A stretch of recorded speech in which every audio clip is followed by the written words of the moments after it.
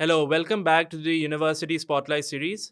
Today, we navigate a journey to the United States where we will look at Avila University, an affordable option for students from Pakistan who would like to study various courses in the business domain.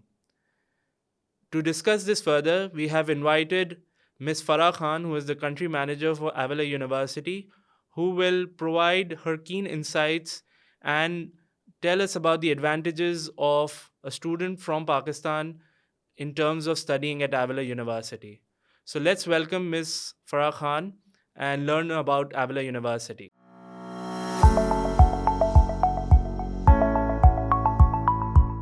Assalamu alaikum, Farah, how are you? Walaikum assalam. Thank you, Mustafa, for having me over today. It's a pleasure to have you with us. So, Farah, we would like you to tell us a little bit about Avila University, its history, and what it stands for. Right. So Avila University was initially a liberal arts institution only. In the early 1900s, it got transported into an actual university. So when we talk about Avila, the main focus is on accessibility. And by accessibility, we mean accessibility of as many programs as possible. Although right now, we don't have like a very huge list of programs, but all the popular programs that are within the international market, we are offering that. So that is one thing. At the same time, Avila University is a private institution. We're a very student-oriented university. There's a lot of focus on student well-being.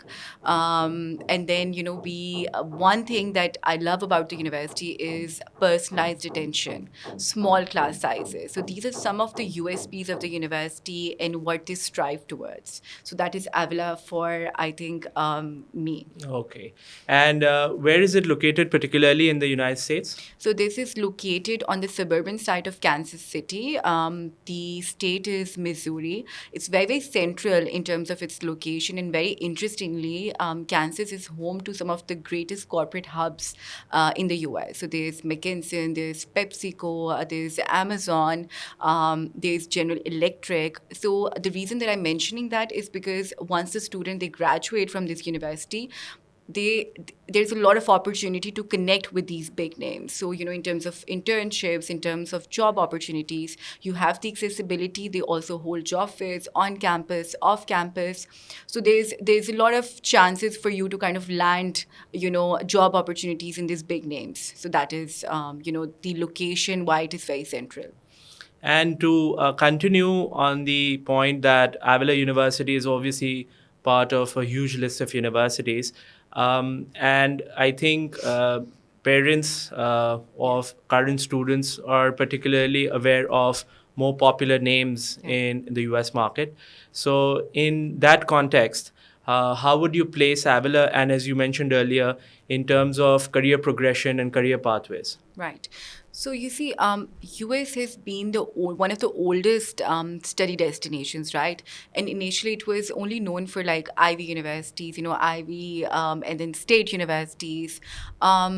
Avila is not an Ivy, neither it is a state university, but that comes to our benefit because we're focusing on personalized attention, smaller class sizes, a very minimum ratio in terms of student to teacher interaction.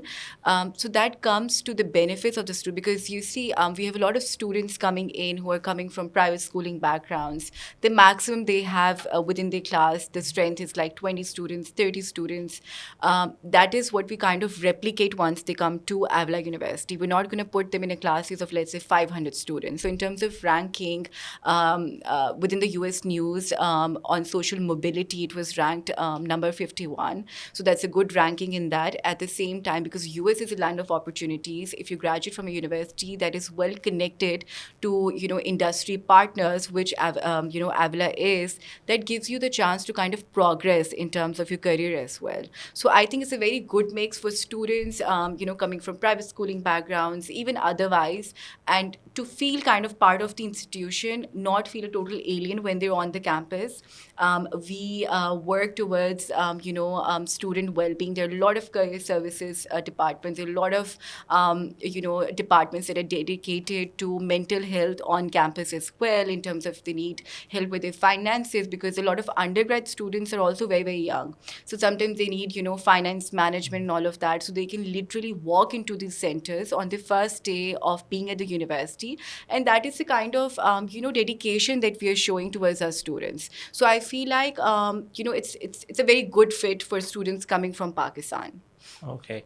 And I think looking at the numbers, I think the student centric attention also permeates into the affordability of education at Avila. So, if you can perhaps talk about the kind of tuition fees that students would be looking at, that would be helpful. Right.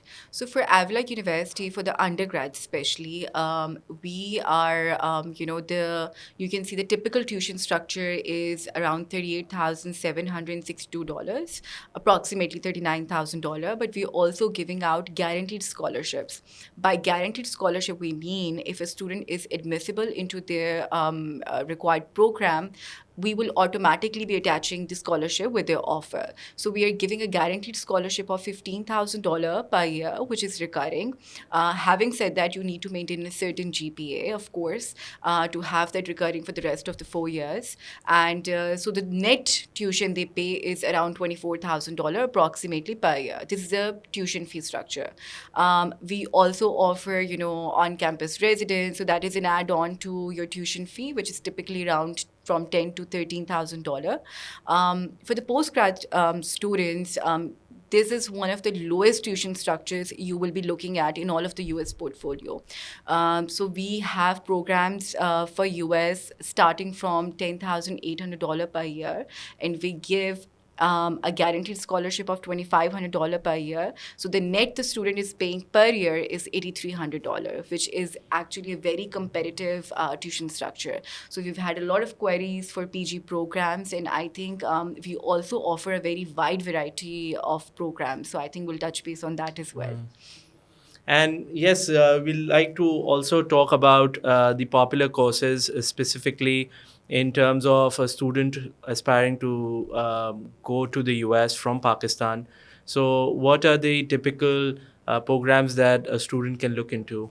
So we have a good variety of programs. All the popular international academics are being offered by Avila University. Having said that, we have STEM category programs, all programs that are designed in a way that fall under the STEM category, which is science, technology, engineering, and math. We have that category. We also have liberal art programs. Like I initially mentioned, it was a liberal arts institution. So we have a lot of sociology and philosophy and language related programs, theater, music, and all of that. And then of course we have management programs and few science programs as well.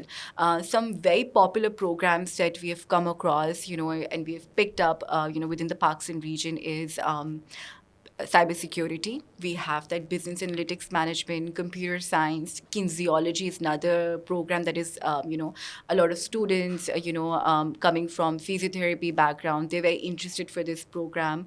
Then business is always there. And then another very popular program I would say is supply chain management. So Okay. we offer all these programs, and on top of that, I think any student coming from whatever different background, I'm 110% sure they will likely find their program, as per their required field. Okay, and one of the queries that students nowadays have is they're looking to switch careers after their undergrad. So, how flexible is Avila University in terms of career change prospects at the postgraduate level? Musa, we're very, very flexible. We do appreciate that because you see the dynamics are changing. Students, they feel the need now to kind of move out of those specific career categories as well. So now they know there's a lot of potential, with other categories as well. So we're very, very open. Even if you haven't taken up a specific program, for instance, you want to offer computer science, but you didn't take computer science in your, inter level or your grade 12 level, that is still fine. So you can still apply, although it's going to be a little heavy on maths and science. So you may have to kind of study some programs to kind of level up that. But at the same time, we're very, very flexible with students wanting to change at their path of education starting from their primary years to university. So yes. So, on that same note, if someone has completed a very specific program like the law program or med school, because generally people associate that these are highly specific career roadmaps and they will not map. So, what are your thoughts on that particular aspect? So I would suggest for law even and even for med school. So in the US, in particular, um, to be able to kind of complete the medical, you need to take up like 4 years of any related program, like any kind of BS biology, for instance, complete a 4 year program, get a certain GPA, which needs to be between 3.0 to, between 3.0 to 4.0. And then you take up your medical or 4 year program. So that is almost like a 8 year long program. So it's just not advisable to students from Pakistan. So you can obviously come in for your specializations and stuff. But at the same time, I would say if the student is more flexible with other options that are related to medicine, for instance, they can do that in the US. But in terms of the timeline, I think it's not very advisable. For law, even in terms of the university that I look after, the closest we have is like MS Criminal Justice, legal studies on the BS level, and MS Criminology. So if a student is interested for that, they can take up these programs. But at the same time, to be practicing all of these, they need to give out conversion exams in the US. So if they're flexible with the timelines, then why not? Certainly so. And I think a lot of students are now keenly interested in diversifying their career roadmaps and Yeah. do not want to limit themselves entirely to a very technical pathway, even students of law. So I think programs like the MS in criminal justice are a good way forward for them to expand their educational portfolio and obviously have more career opportunities as well.